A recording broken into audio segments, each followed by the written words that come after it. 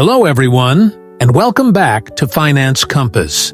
I'm so glad you're here today. If you want to be rich, stop thinking like a poor person. That's our lesson for today. It's not only about the money in your pocket, but also about how you see the world and how you make decisions. Many people work hard every single day. They wake up early, they commute to work, they spend long hours in offices, shops, or schools, and then they return home tired. Yet at the end of the month, their wallets are empty. Their bank accounts show very little, and their stress is high. Why does this keep happening? Often it's not only because of low income, but because of mindset. Today we are going to explore this idea through a story. You'll meet two friends, Anna and David. They both earn about the same salary, but their financial lives are completely different. Anna is always broke, while David is slowly building wealth and peace of mind. Through their story, you will discover the difference between poor thinking and rich thinking. Along the way, you'll also learn some useful English phrases and real money tips that you can apply in your own life. So let's begin. It was the first Friday of the month. Anna and David had just received their salaries. After work, they met at a small coffee shop. "Hey, David," Anna said happily, ordering a large caramel latte. "Finally payday. I've been waiting all week for this. Tonight, I'm going to enjoy myself. I deserve it." David smiled as he ordered a simple black coffee. "It feels good to get paid, doesn't it? But tell me, what's your plan for this month?" Anna laughed. "Plan? I'll just pay my rent, then see what's left. I might buy those new shoes I saw online, and maybe go out with friends. Life is short, right?" David sipped his coffee slowly. "Life is short, yes, but money can last longer if you plan it well. On payday, I always make a budget. I write down my expenses, I set aside savings, and I leave some money for fun too." Anna rolled her eyes. "You're too serious about money. I don't want to live like a robot, writing down every coin I spend." David replied calmly, "I don't live like a robot. I live with peace of mind. I don't want to stress at the end of the month when my account is empty." This little conversation shows a big difference. Poor thinking says, "I have money. Let me spend it." Rich thinking says, "I have money. Let me plan it." Let's pause the story here. Think about Anna's approach. She has no budget, no clear plan, and no savings. She only thinks about today. That is poor mindset. Now think about David's approach. He has a budget. A budget is a simple plan for your money. It helps you decide how much to spend, how much to save, and how much to invest. That is rich mindset. Here's a phrase to remember. A budget is telling your money where to go instead of wondering where it went. If you want to change your financial life, start with a budget. You can use apps on your phone, like Mint, or You Need a Budget, or even just a notebook. Write down your income. List your fixed expenses, like rent and bills. Set aside a percentage for savings and investments. And finally, leave some for fun. This way, you're in control. You don't wake up one day asking, "Where did my money go?" A week later, Anna and David went shopping together. Anna saw a beautiful handbag. She gasped, "I love it, but it's a bit expensive." David asked, "Do you have the money for it?" Anna grinned and pulled out her shiny credit card. "I don't need the money now. I'll just swipe my card. Easy." David frowned. "Be careful. Credit cards are not free money. They are loans, and loans come with interest." Anna shrugged. "Oh, I'll just pay the minimum balance each month. It's fine." But it was not fine. After a few months, Anna had $1,000 of debt on her card.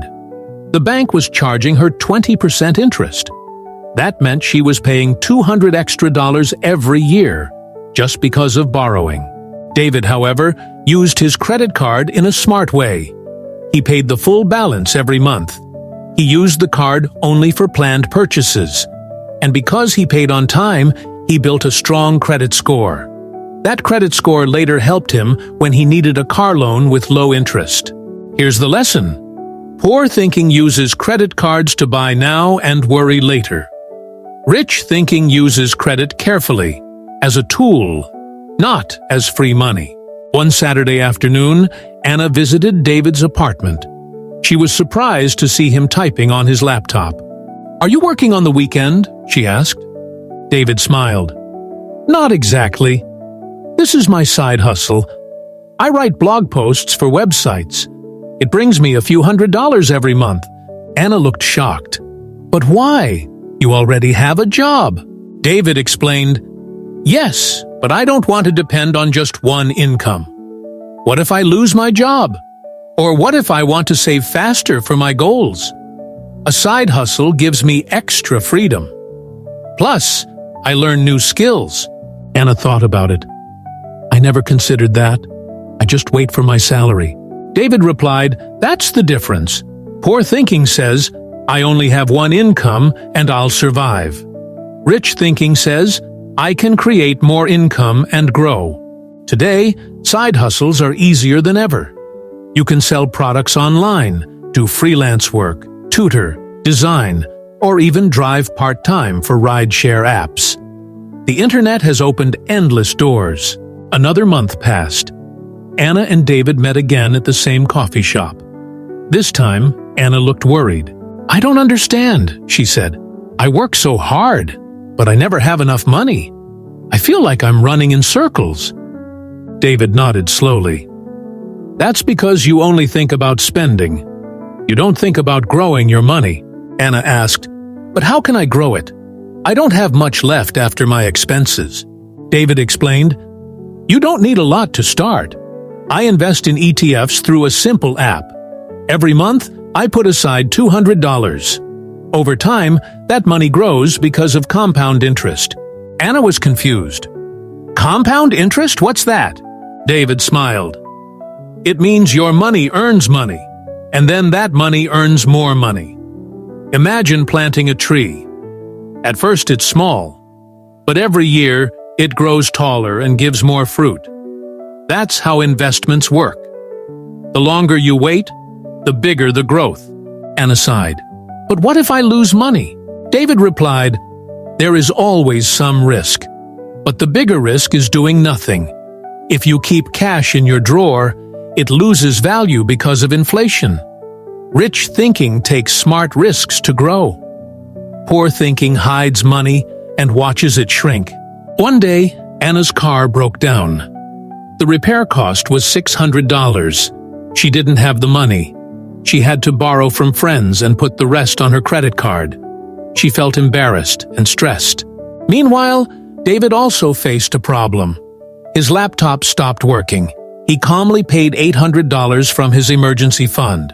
Anna asked, "What's an emergency fund?" David explained, "It's a savings account for unexpected expenses.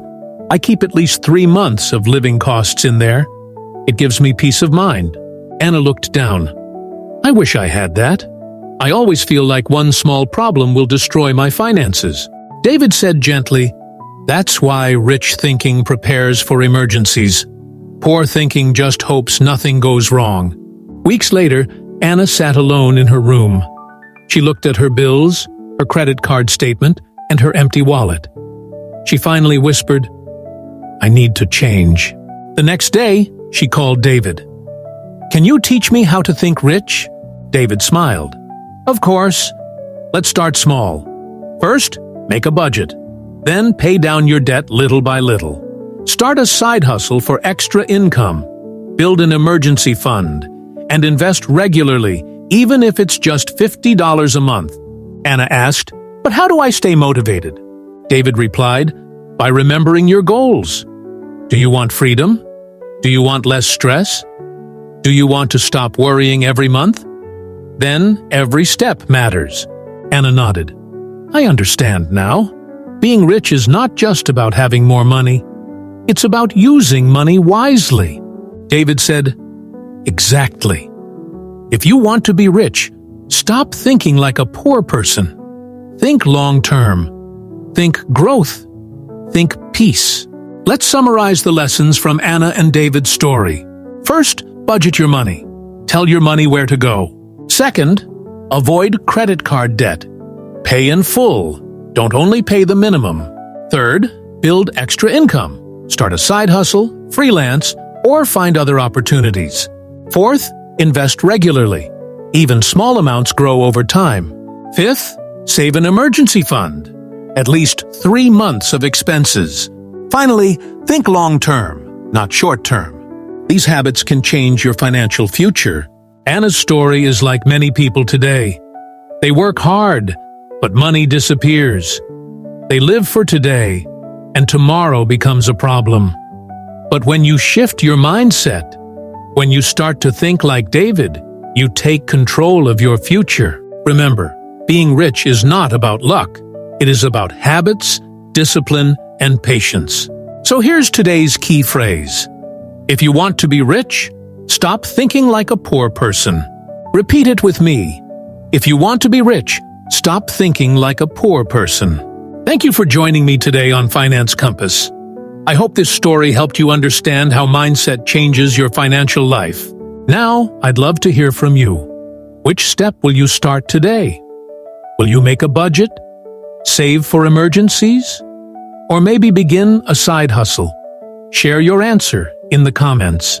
Don't forget to like this video, subscribe to the channel, and share it with a friend who also wants to improve their money mindset and their English.